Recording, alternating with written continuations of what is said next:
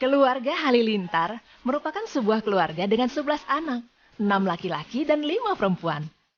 Mereka mengurus anak tanpa asisten rumah tangga dan babysitter. Bersama dengan ke-11 anaknya, mereka bekerja sama sebagai sebuah tim kesebelasan untuk mengatur segalanya. Anak-anak ini terlahir di berbagai negara, karena sang ayah dan bunda merupakan frequent traveler. Sambil bermega ke seluruh dunia, dalam keadaan mengandung, menggendong, dan menggandeng anak-anaknya. Punya satu anak aja ribet banget mengurusnya, apalagi kalau mengurus 11 anak ya.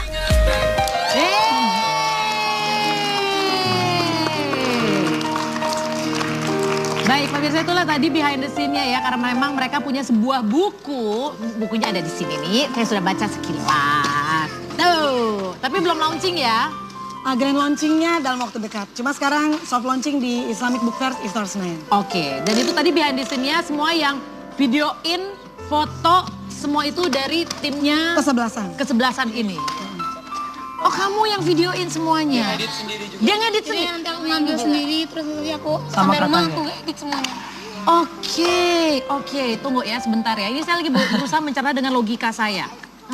11 anak, 11-11-nya normal, 11-11-nya breastfeeding, dan lebih hebatnya lagi pada saat hamil itu berpindah-pindah negara. Iya, mobile gitu. Mobile, jadi ini dari 11 anak, 7 lahir di Indonesia, 4 lahir di luar negeri ya. Ada yang lahir di Brunei, ada yang lahir di Yordania, semuanya mau lahir di London. Tapi paspor saya hilang, jadi saya akhirnya transit di Jordan, tapi lahir di Yordania.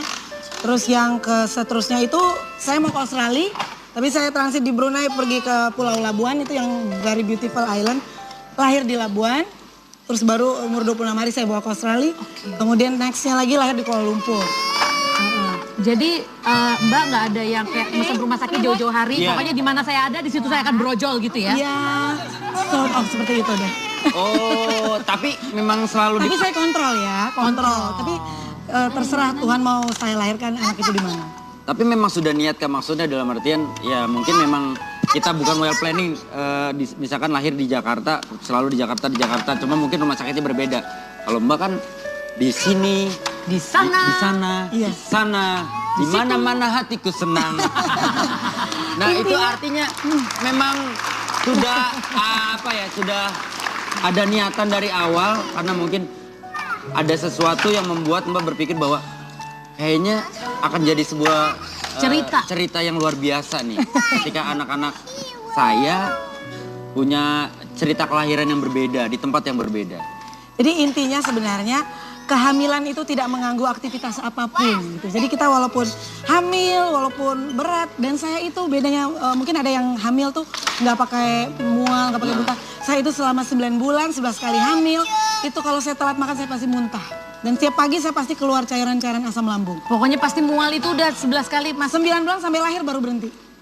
Kalian dengar ini ya ibu, kalian ya betapa perjuangannya. Kamu dengarkan ya. Ini udah 11 berarti sudah ada 9. Kok ada 9? Nih terakhir tadi Muntas, habis Muntas siapa? Soleha. Biar pada apal. Iya benar. Kemudian setelah Soleha? Kahtan, pakai Q. Kahtan. Pakai Q. Q-A-H-T-A-N. Oh, Q. Ini dibagi-bagi dulu deh. Oke. Biar, ayo dibagi-bagiin. Oke, sekarang yang belum nanti. Kita ngobrol dulu ya. Ya, kita ngobrol Dan dulu.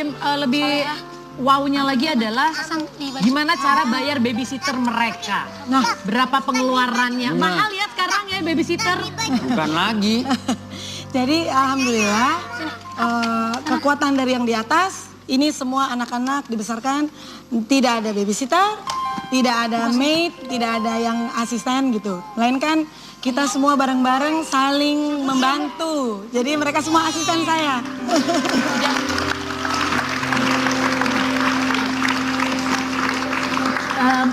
Bentar ya, ini kan anaknya 11, semua makan nasi ya? Ini soalnya gini, coba kita bisa lihat pemirsa, ini kan beras harganya lagi naik banget ya ibu-ibu ya? Iya. Coba lihat, beras berapa harganya sekarang? Coba, ini untuk satu orang nih. Tuh. Harga beras naik, stok Bulog masih rendah. Udah gitu, sekarang harga LPG juga naik, Ya, betul? betul. Wah banget. Sedangkan masak beras harus pakai Gas. gas. Ini saya dapat bocoran harga beras itu hampir 500.000 per Per kilo. 20 kilo. Oh, per 20 kilo. Kemarin itu sebelum kenaikan kalau tidak salah harganya masih sekitar 200-an 200.000. kalau nggak salah. Ya. Nah, gas juga gitu. Sekarang udah 170.000. 150 sampai 170 per tabung. Ini gimana pengeluaran, apa kabar Ibu ya? Ya biasa ibu-ibu langsung duit. Jadi sebenarnya ya mana beras naik, mana gas naik gitu ya. Tapi sebenarnya kita dengan 11 orang, ya setiap anak itu ketika diberikan kepada kita ke rahim para ibu, itu Tuhan sudah siapkan rezekinya. Jadi jangan pernah takut nanti, aduh ini dari mana, ini gimana gitu ya. Jadi setiap ini anak lahir ada saja rezekinya. Asal dengan catatan kita mau berusaha. Pasti itu yang paling penting. Itu paling penting. Jadi nggak boleh kita sekedar ngelamun atau berhayal atau terobsesi ini itu, tapi usaha juga masih 100%, 200 kalau perlu 300%. Oke. Sebenarnya mungkin ya Wendy ya, kalau kita ngomongin Indonesia dengan anak banyak itu dulu wajar. 12, 13. Tapi kenapa keluarga ini menjadi luar biasa? Karena menurut saya rata-rata dulu orang Indonesia kalau anaknya banyak itu cenderung dibiarkan. Yang penting makan, sekolah, yang penting hiduplah. Terserah mau jadi apa. Tapi kalau di keluarga ini yang saya lihat, mereka di buku ini mereka bisa mendeskripsikan satu demi satu apa aja keahlian anaknya, apa aja kelebihan mereka. Setiap anak ini ibaratnya mereka tahu patternnya masing-masing. Dan nantinya kalau misalkan salah satu di antara anak mereka sukanya misalkan bola, disupport penuh tuh. Misalkan dibeliin sepatunya, dibeliin lapangannya. Enggak. Lapangannya nggak Oh ya dibeliin. misalkan kayak begitu. Sukanya ngedit, dibeliin alat-alat edit dan segala macem. Oke, pertanyaannya adalah gimana sebagai orang tua bisa bisa apa ya, kayak ini anaknya satu-satu sesuai di personalize masing-masing. Nah, jadi itu mungkin kalau baca buku ini, semua ada jawaban di buku ini. Cuma ringkasnya, ayah anak-anak ini, ya suami saya itu memang punya suatu kelebihan dalam artian bisa kenal nih anak-anak satu persatu. Apa kan setiap anak Tuhan kasih pasti ada sisi positif, ada sisi negatif, benar ya Bu? Ada karakter yang baik, ada karakter yang buruk. Nah jadi dan ada bakat yang perlu disuburkan dan ada yang kita mau kuburkan. Nah jadi setiap anak-anak ini ayahnya ya beliau begitu mengenal luar dalam dan kita tuh sama-sama discuss nih gimana ini mau diarahkan kemana. Jadi itu kelihatan. Itu didiskusikan, dibicarakan antara suami jadi, istri ya. Ini kemana nih mau diarahkan. Nah seperti itu. Nah jadi anak-anak kita ini contoh, karena biasanya kalau anak-anak kreatif itu kan cenderungnya suka ini ya, kadang-kadang jadi relatif kayak nakal. Tapi itu sebenarnya mungkin ada sisi-sisi positif yang belum tersalur. Nah ketika kita kasih mereka, kita fasilitasi untuk mereka berkarya, itu mereka jadi nggak berantem. Nah jadi mereka saling berkarya, kalaupun ada perdebatan tapi itu sifatnya yang membangun. Oke. Kalau boleh tanya ke Torik deh. Torik berarti anak keempat ya. Perbedaan setahun, nanti dijawab alasannya nanti. Perbedaan setahun sama kakak, terus sama adek juga setahun ya? Atau 2 tahun? 1 tahun setengah. Jadi average 1 tahun setengah sih. Oke, berarti rata-rata perbedaannya 1 tahun setengah. Ada masalah gak sih kalau misalkan komunikasi di antara kalian ya? Ada masalah atau enggak? Enggak. Kita cari tahu. Gimana caranya ya, kita anak 2-3 berantem terus kerjanya di rumah, betul? 2 anak cewek sama cowok aja berantem mulu. Oke, makanya ini kita akan cari tahu gimana mereka bisa membina keluarganya tetap harmonis dengan 11 orang anak, tidak dibanding-bandingkan satu sama lain. Oke, kita akan cari tahu semua kuncinya. Salah satu ini jangan kemana-mana, tetap di Basa-Basi, bahas sana bahas ini.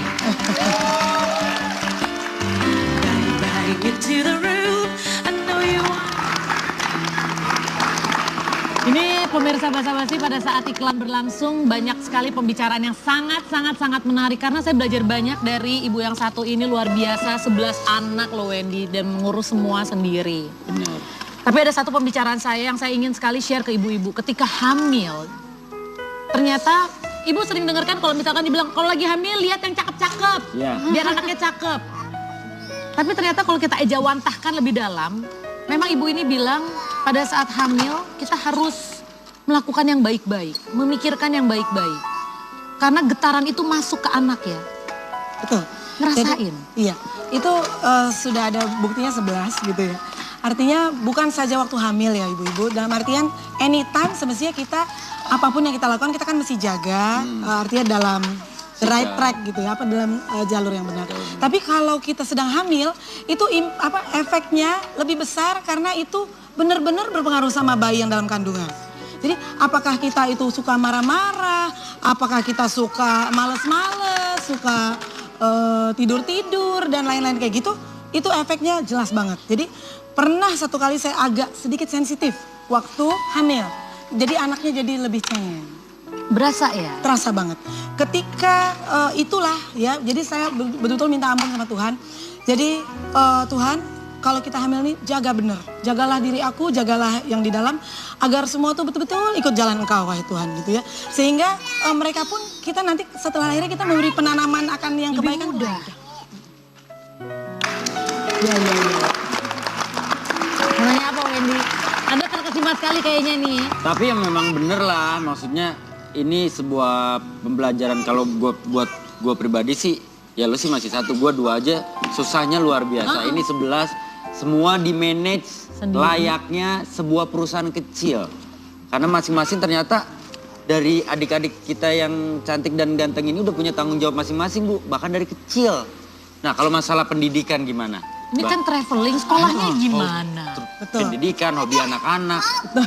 Memang sih asalnya tuh yang 1 sampai 4 tuh masih sempat formal schooling ya. Jadi 1 sekolah sampai 4 masih sempat formal schooling, ada yang sampai SMP, ada yang setengah SMP, ada yang SD kayak gitu. Cuma ketika saya karena saya sering mobile, tadi kan sering jalan-jalan, traveling sama suami juga businessman. Maka saya merasakan perlu selalu bersama anak-anak. Jadi itulah sekarang kan yang selalu disebut homeschooling, mungkin semua udah biasa. Tapi kita jadi pakai istilahnya mobile schooling. Karena kemana kita jalan kita bawa tuh anak-anak gitu. Jadi supaya yang ngajarin siapa? pendidikan Berarti terus orang tua sendiri yang ngajarin atau ada kita panggil misalkan, oh lagi di negara ini, saya panggil guru di sini. Memang sih paling utama itu sebaik-baik guru adalah orang tuanya, Orang tua. ya, ibu dan ayah. Tapi setelah itu saya juga untuk mengadakan guru-guru privat yang untuk jalan tuh saya suka bawa 1 orang. Oh suka bawa 1 orang Iya, untuk guru ngajarin. privat. Oke. Iya. Kadang-kadang kita sedang ini sedang itu kan, jadi ada yang ngajar itu. Oke. Sekarang kita pengen ngomong sama anak-anaknya nih ya, dari tadi diam aja. Coba, ini pasti masing-masing punya hobi dan mereka itu sudah mengidentifikasi keahliannya masing-masing. Coba dari anak nomor 1, Atta, kamu hobinya apa? Main bola, enggak. Main bola juga hobi, tapi saya dari kecil suka bisnis. Bisnis. Turunan bapaknya. Dari SD saya udah diajarin bapak sama mama usaha dari SD, dari berjualan makanan, sandwich, sampai gede sempat buka konter handphone, buka booth. Itu diajarin sama mama papa? Gak apa-apa, diajarin gimana kita direct selling, ketemu pelanggan, Oke. gimana melayani orang. Itu saya umur masih 11 tahun, 12 tahun. Gimana kita pelanggan nanya kita, gimana kita melayannya, Berarti gimana ada benar-benar orang komplain ke kita. Diajarin, Diajarin. 11 tahun. Dari 11 tahun, 13 tahun sampai saya kemarin sempat juga buka mini cafe burger di Pondok Indah. Terus sempat Jadi memang usaha. Jadi sekarang juga ada buka tour and travel, semua itu berkat papa sama mama yang ngajarin kita semua. Oke. Ini kayaknya kalau kita tanya satu-satu panjang ya, coba. Nah, saya juga udah bingung mau ngomong apa. Karena terlalu banyak pasti kita menceritakan. Mungkin udah cukup nanti waktu. karena dari usia 11 tahun berarti kan banyak. Betul. Nah kalau sekarang Kalau di buku itu termasuk yang lumayan lengkap kalau mau dibaca. Oke, makanya sekarang kalau secara singkat misalnya, kamu Sohwa. Sohwa. Apa? Kamu secara singkat apa? Senengnya. Aku seneng kayak dunia fashion sama Lebih ke fashion. kayak kalau hobi-hobi yang kayak gitu suka nyanyi. Fashion dan nyanyi. Musik gitu. Fotografi, Sorry, desain juga. Apa? Musik, Musik. bisnis juga. Bisnis juga. Oke. Kayak mayoritas memang kayaknya jiwa bisnisnya udah mulai tertanam dari kecil. Nah kalau kayak saya nih, Aku kalau misalnya lagi jalan, aku biasa jadi kameramen gitu misalnya. Saya aku misalnya ke Uzbek atau ke Turki gitu kan, nanti aku ngambil tuh videonya. Nah sampai terus kamu sampai edit rumah sendiri? langsung aku ngedit. Oke. edit sendiri. Ini pemirsa kalau pengen tahu seberapa jago dia dalam editing, kita punya tayangannya berikut ini. Silakan dilihat.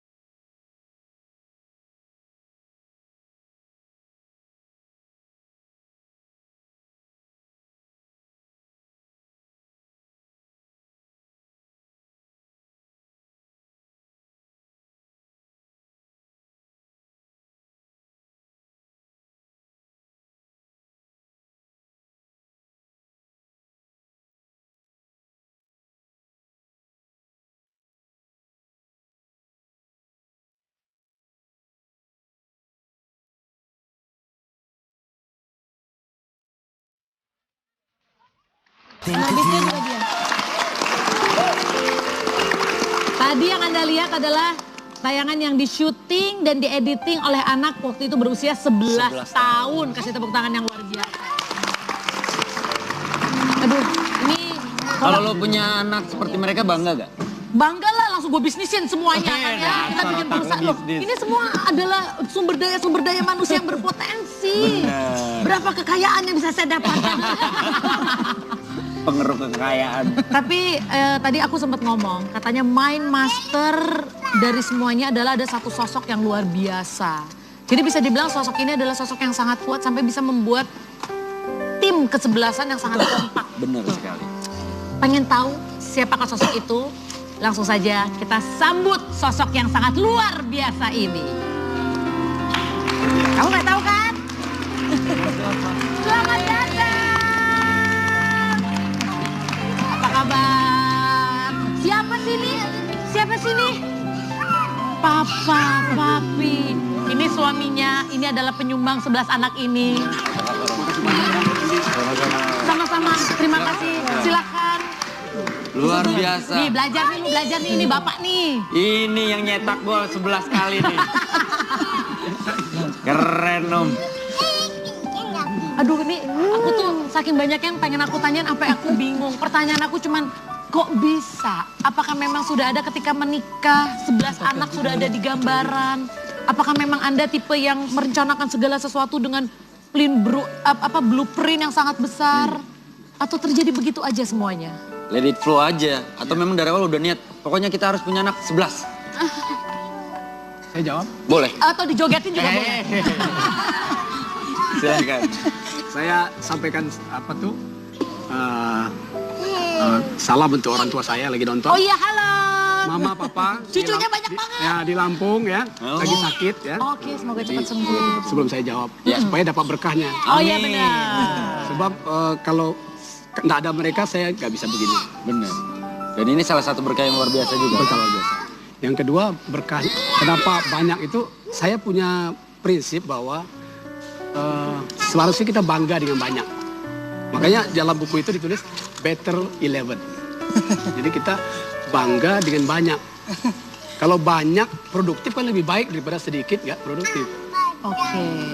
Jadi sudah ada niat untuk banyak. Kan pada saat hamil anak ke-1, kedua, ketiga. Actually waktu married dia bilang, nanti kita punya anak 13 ya. Karena kan lahirnya tanggal 13. Waktu married saya udah Suka bilang. yang 13 ini, nanti anak kita 13. Jadi mau tambah 2 lagi nih? Tapi actually waktu yang ke-10 saya udah operation. Saya udah operation. But then kita udah artinya sangka kita udah nggak lagi. Tapi kemudian Tuhan masih kasih. Maka lahir yang ke-11. Jadi ini semua atas izinnya juga. Jadi mau sampai 13 atau tidak itu kita serahkan lagi kepada dia yang memberi. Oh, jadi Tapi niat sih 13. ibaratnya belum dijaga nih ya? Ya 13. Iya, Bu, iya, iya. kebayang ya, 11 begini, 13 bagaimana Bu? Sebab nanti nggak ada cadangannya. Oh iya, benar, oh, butuh benar. cadangan. Oh bukan cadangan dong. Kalau 13 berarti satu pelatih. Oh, Oh ini satu pelatih udah ada. Udah ada. Manajer udah Manajer ada. udah ada. Pemain cadangan 2. Tapi gimana sekarang kita gini, kita punya 3 anak aja, mereka berantem, kita udah pusing. Iya. Betul Ibu? Belum, kita ngebanding-bandingin tuh kamu lihat tuh kakak kamu, kok kamu gak kayak adik kamu. Iya, iya. Ini gimana 11 orang, pasti kan ada kelebihan, ada yang kekurangan. Kan kasihan kalau anak yang paling dianggap kayak, kamu ini gak kayak kakak-kakak Iya, kamu, iya. tuh gimana? Ya. Tadi Umi udah cerita belum? Belum. Ya? Oke. Jadi gini, ringkas saya ceritakan, setiap manusia itu ada kelebihan, ada kekurangan. Itu memang sudah Tuhan kasih sama Pasti. kita. Udah cerita ya. Jadi ada negatif dan ada positif sifat-sifatnya. Nah, kita mesti pelajari ilmu untuk mempelajari sifat positif dan sifat negatif itu. Jadi si Ata dengan si Kahtan ini saya lihat ini ada positifnya beda sama si Kahtan. Negatifnya beda sama Kahtan. Nah yang positif itu kita suburin. Yang negatif kita kuburin gitu. Oke. Nah ini perlu latihan, exercise. Nah, berarti orang tua dong yang ya, berperan. ya, ya. Badan kan perlu exercise Ya. supaya six pack. Betul. Kan? Nah kenapa hati nggak di six pack kan? Kenapa pikiran nggak di six pack kan? Kenapa kelakuan nggak di six pack kan? Expect. Yes. Ya, betul? Kenapa kita sibuk menggedekan otot tapi tidak sibuk membesarkan hati. Karakter. Jiwa besar, cita-cita besar. Keren. Yes. Ini buat orang tua itu adalah kata-kata yang harusnya kalau Anda resapi, Anda akan semakin paham dan merasakan. Aduh, ini luar biasa banget. Keren banget. Iya. Bapak nggak mau punya istri kedua? Loh. Tanya sama dia. Berarti saya tetap tanya ke situ. Satu pertanyaan mohon dijawab. Tadi saya sangat tertarik dengan kata-kata Abang ketika Abang bilang bahwa lebih baik banyak berkualitas ketimbang sedikit tapi sama sekali nggak berkualitas. Mindset itu terbentuk sejak kapan? Oke, jangan dijawab dulu. Kalau pemirsa di rumah pengen tahu jawabannya, jangan kemana-mana, terus di basa-basi, bahas sana bahas sini.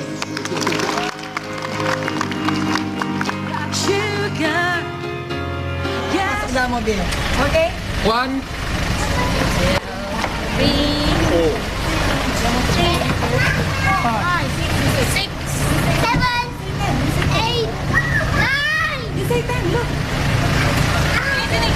Okay, 10. Hey, look at the count. 10. Count 11. 11. Say 11. Aniwan, say 11. 11. Bye-bye. Oke. Jadi mereka sebelum pergi memang literally mereka absen dulu. Absen dulu. Iya. Takut ada yang ketinggalan. Pernah kejadian? Pernah. Cep di mall. Oh di mall? Di mall, nggak absen. Carinya ke security jadinya.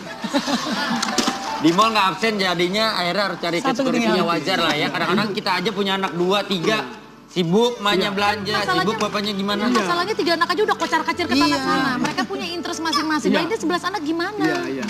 Gimana tuh? Jadi mesti absen. Coba sebagai ayah, tolong kasih tahu gimana cara biar bisa mengidentifikasi mereka masing-masing. Tetap menghargai mereka menjadi pribadi masing-masing. Tidak membandingkan satu sama lain. Saya jawab ya. Iya. Jawab ya. Rahasia dalam menghadapi anak. Orang tua lupa bahwa anak itu apakah hasil produksi sendiri atau ada yang memberi. Ada yang memberi kan? Apakah kita menciptakan anak? Kita hanya berusaha. Tidak kan? Kita hanya berusaha. Betul. Kita nikah, kemudian kita bergaul, kemudian lahirlah anak. Tapi siapa yang menentukan menciptakan itu siapa? Kan ada yang punya kan? Iya. Nah, kenapa kita sebagai orang tua tidak mengajak anak itu ya bukan saja taat dengan kita, tapi kenapa kita nggak ajak taat kepada yang penciptanya? Kalau kita ajak anak itu taat pada penciptanya, kemudian sayang sama penciptanya, kemudian takut sama penciptanya, maka otomatis si anak akan sayang sama orang tuanya. Oke. Nah, kalau kita bawa kepada kita saja, maka seolah-olah kita melupakan yang menciptakannya. Seolah kita mau, kamu mesti taat sama saya saja. Sama Tuhan, nggak peduli. Nah, coba kita bawa anak, diri kita, istri kita, untuk taat kepada penciptanya. Bersama-sama pastinya. Maka kita kan jadi satu kesatuan. Jadi kita pegang satu tali yang satu. Tapi kalau kita masing-masing, ini ke sini, maka dia sama dia akan berantem. Ibaratnya? Tapi kalau sama-sama pegang satu tali ke atas, kita semua akan bersatu. Manual booknya sama. Dan ini juga kalau mau dibuat di negara juga begitu. Dalam perusahaan juga begitu. Ajaklah anak buah kita kepada ketuhanan yang Maha Esa. Ajaklah negara kepada ketuhanan yang Maha Esa. Benar. Nah itu salah satu. Berarti kalau gue bisa mungkin ya, memang mindset dari abang ini udah bener-bener terbentuk ketika merasa bahwa ketika saya punya keluarga, saya ingin semuanya taat kepada Tuhan. Oke, baik. Taat kepada yang menciptakan. Sebab ayah sama ibu tidak menciptakan. Tapi tentu dengan teladan orang tua. Ya. Itu yang paling penting. Oke, ini lagi-lagi ada keterbatasan waktu ya. Ini ada satu yang paling menarik karena ternyata dari ke-11 anak ini ada beberapa anak yang ngomongnya in English. Karena ibu bilang emang dia dari hamil itu ngajak ngomong Inggris karena dia pengen ada anaknya fluent in English. And now let me introduce one of their children. I'm sorry, my English is not that good. So, Muntas. Yes. They said you want to interview me, right? Okay. So what do you want to ask me? But I need the mic. No, you already have the mic inside. I'm going to... Oh, you want to do this? Okay, you can use this. Just pretend this is a mic. Pretend that's Okay, The present. todong mic. Where the todong mic? Sorry. Okay, Muntas. Butuh. 11 kids. Ya. Yeah, No just problem. pretend. Pretend. Pretend. Okay. What's your name? My name is Cici Panda. How old are you? I'm 12 years old.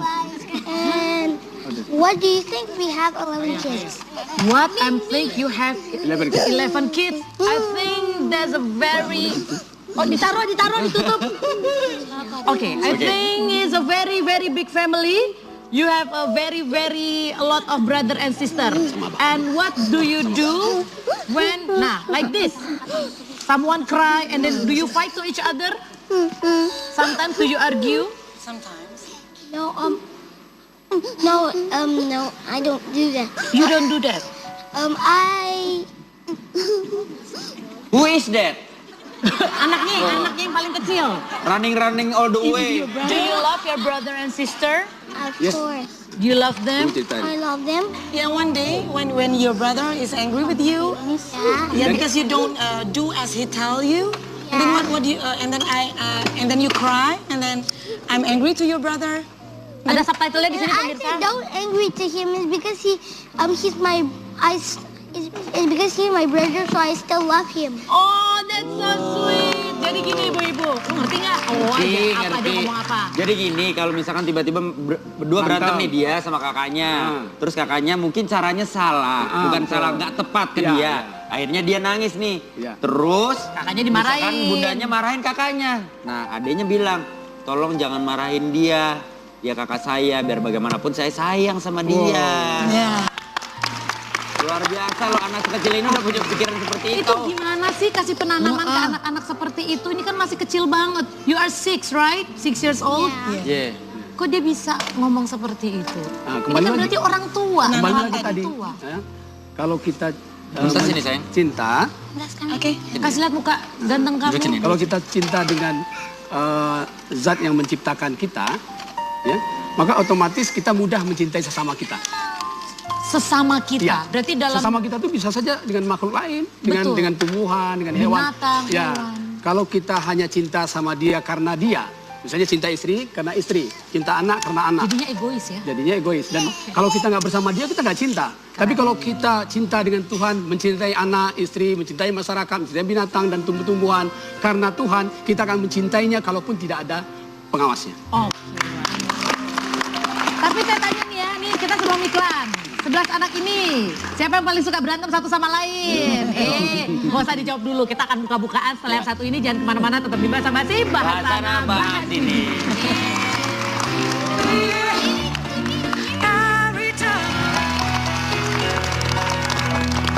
Oke, langsung saja Wendy, kamu akan apakan kedua perempuan ini?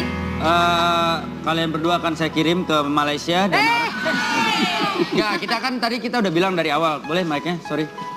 Dari awal kita mau mengetes seberapa hafal ibu-ibu di sini dengan ke-11 anak dari keluarga yang luar Tes biasa. memori. Tolong ditutup namanya, Ham.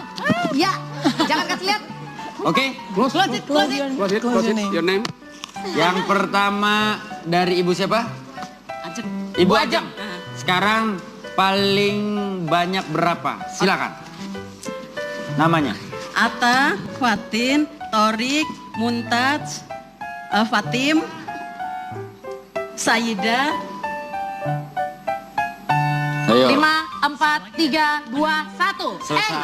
6 anak benar? Benar namanya. Oke, hanya 6. Nah, Urutannya nggak benar. Urutannya nggak benar. Ya udah, tapi 6 anak.